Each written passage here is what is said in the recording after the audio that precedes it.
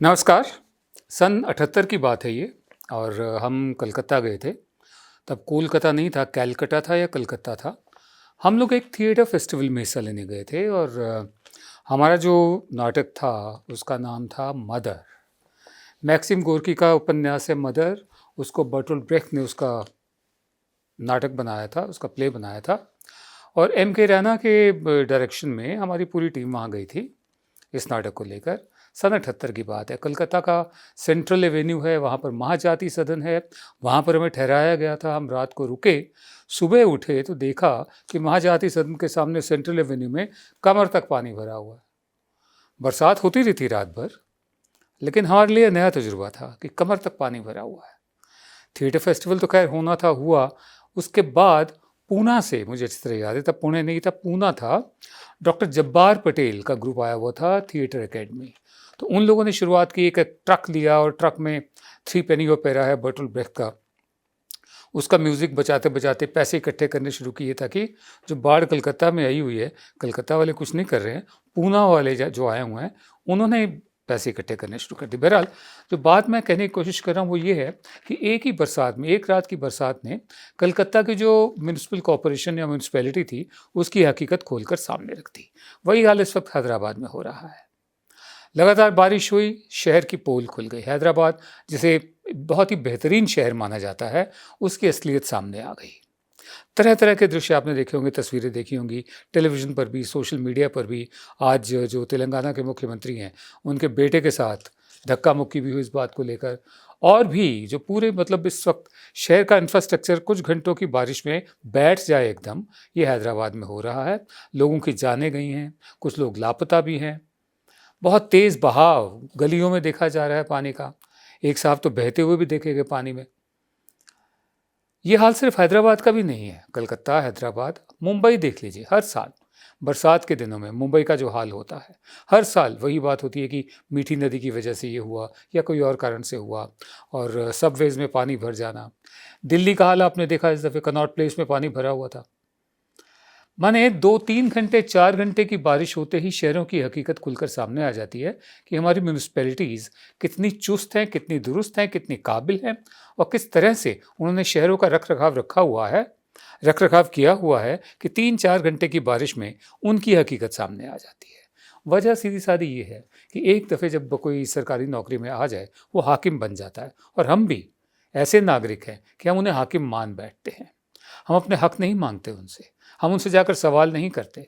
हम जब law and order की कोई समस्या हो, अपने घर की दीवार ऊंची कर लेंगे। जब बिजली की समस्या हो, हम इन्वर्टर या जनरेटर ले लेंगे। जब हमें थोड़ी सी असुरक्षा की भावना हो, हम अपना गार्ड रख लेंगे। पानी, पहले हम बचपन से देखते आ रहे हैं, नल से पानी पीते थे, म्यूनिसिपैलिटी का पानी पीते थे, कुछ नहीं होता था। आज हम बोतल से पानी पीते हैं। तो हम अपने अपने प्राइवेट इंतज़ाम कर लेते हैं। ये नहीं कि जो टैक्स हम दे रहे हैं सरकारों को, उसका हम जवाब मांगे, उसकी जवाबदेही मांगे। इस तरह से संगठित हो, ऐसा नहीं होता। लिहाजा हर साल बरसात के दिनों में हमारे शहरों का जो कच्चा चिट्ठा है म्यूनिसिपैलिटीज़ का, वो सामने आ जाता है 2-2, 3-3, 4-4 घंटे की बरसात में। जाने कब हम इन लोगों को हुक्मरान नहीं, अपना नौकर मानेंगे और इनसे सवाल पूछेंगे। सोशल मीडिया पर कुछ देशद्रोही हैं, मुझे उनको देशद्रोही कहने में कोई उज्र नहीं है। कुछ देशद्रोही हैं। सोशल मीडिया पर एक पोस्ट उन्होंने चला रखी है कि सन 65 की जंग में मुस्लिम रेजिमेंट ने लड़ने से मना कर दिया था, इसलिए उसे डिसबैंड कर दिया गया, उसे भंग कर दिया गया। हकीकत यह है कि हमारे मुस्लिम रेजिमेंट नाम की कोई चीज़ है ही नहीं।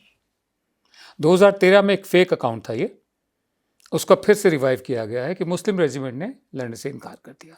तो इसको लेकर हमारे यहाँ के जो कुछ पुराने अफसरान हैं, 120 के करीब रिटायर्ड अफसर्स हैं, उन्होंने एक चिट्ठी लिखी है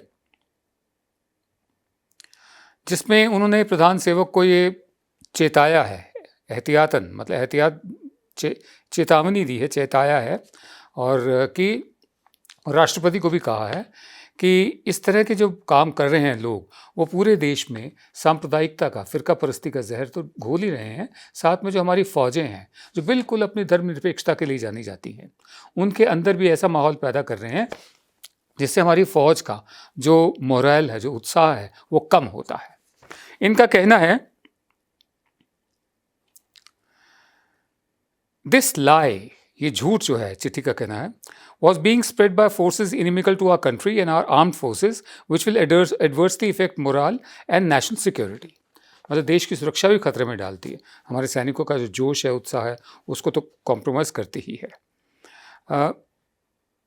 18 इन्होंने उदाहरण दिए जहाँ पर इस पोस्ट को लोगों ने शेयर किया है पिछले कुछ सालों से, और ये आगे लिखते हैं कि we further wish to point out that Muslims fighting as part of multi class regiments prove that their absolute commitment to the cause of our nation. मतलब सफाई देनी पड़ रही है कि 65 की जंग में परमवीर चक्र विजेता हवलदार अब्दुल हमीद, उनका नाम लेना पड़ रहा है, सफाई देनी पड़ रही है। ये सब इन देशद्रोहियों का काम है जो इस तरह की पोस्ट चलाते हैं कि मुस्लिम रेजिमेंट को डिसबैंड कर दिया। कोई थी ही नहीं मुस्लिम रेजिमेंट कभी भी।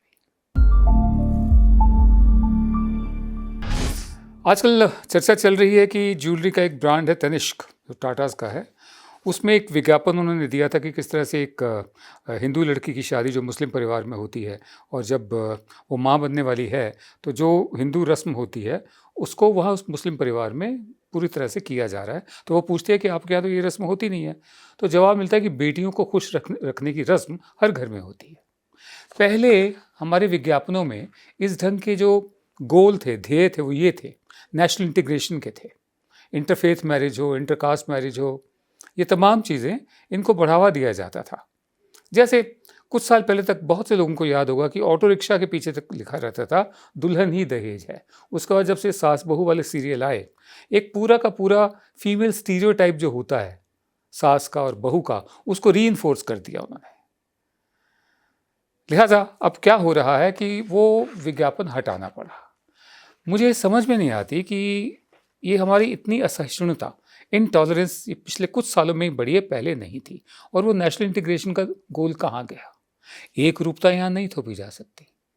और इंटरफेथ और इंटरकास्ट अगर रिश्तों पर इतना ही मतलब गुस्सा भड़कता है कुछ लोगों का, तो मैं जानना चाहता हूँ कि जब कोई खून किसी को चढ़ाया जाता है या प्लाज्मा चढ़ाया जाता है, जैसे आजकल कोरोना के दौरान हो रहा है, क्या वो पता करते हैं कि खून किसने दिया था?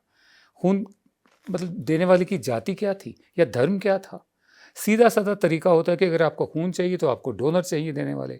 डोनर का ब्लड ग्रुप जो भी हो, उससे वो ब्लड ले लिया जाता है, खून ले लिया जाता है, प्लाज्मा ले लिया जाता है, उसे बैंक में, ब्लड बैंक में रखवा दिया जाता है, और जिस शख्स को जो खून चाहिए उसका जो ब्लड ग्रुप होता है उसको ब्लड बैंक से निकाल कर वो दे दिया जाता है। अब वो किसने दिया था खून, उसका धर्म क्या था, उसकी जाति क्या थी?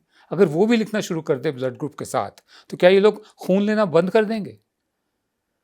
अब जिन जिन लोगों को खून चढ़ाया गया पूरे हिंदुस्तान में, या प्लाज्मा चढ़ाया गया, उन्हें मालूम है कि किसका खून है, या खून की जाति होती है, या खून का धर्म होता है।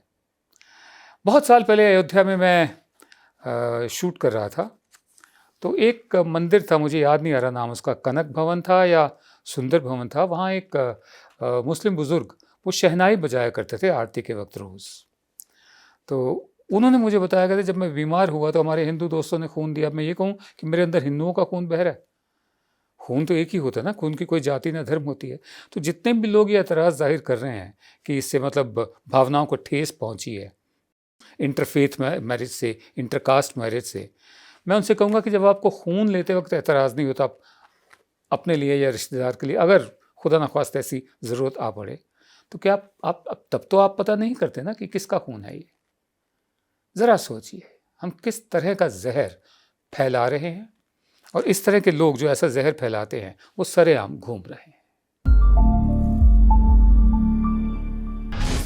रोज़ की तरह समापन एक कविता से। मेरे हाथ में जो किताब है इसका शीर्षक है आज़ादी की लड़ाई के ज़ब्त शुदा तराने। मतलब जब आज़ादी की लड़ाई चल रही थी अंग्रेज़ों के ख़िलाफ़, तब तराने जो थे, कविता थी, उनको भी ज़ब्त कर लिया गया था।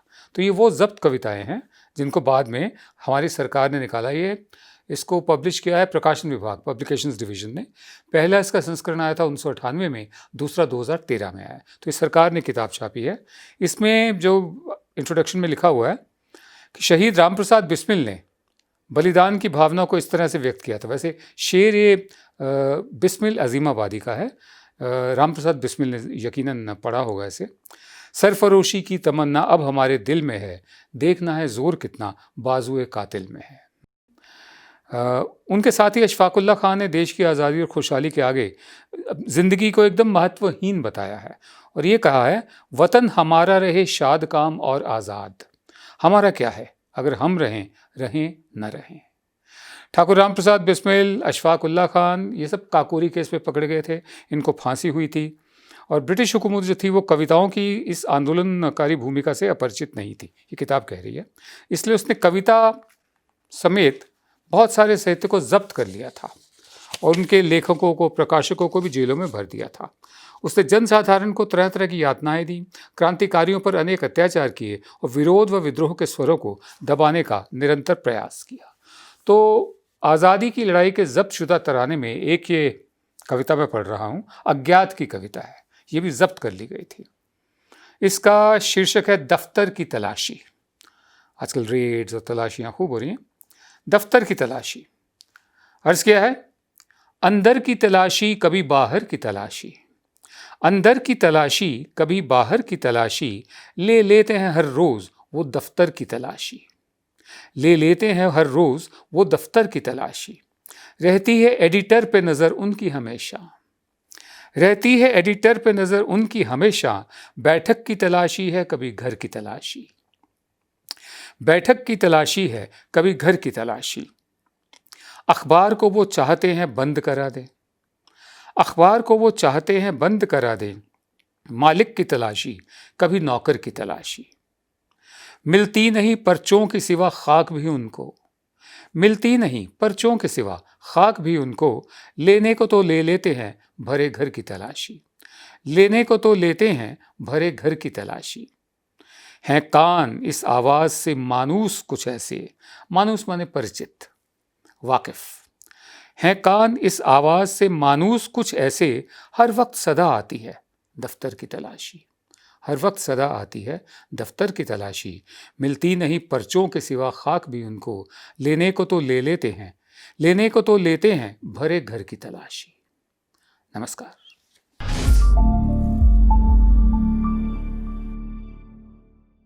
अब खबरें पाइए सबसे पहले हमारे मोबाइल न्यूज एप्लीकेशन पर। एंड्रॉइड या iOS प्लेटफॉर्म पर जाइए, HW न्यूज नेटवर्क को सर्च कीजिए, डाउनलोड कीजिए और अपनी सुविधानुसार भाषा का चयन कीजिए। खबरों की भीड़ में अपने काम की खबर पाते रहिए।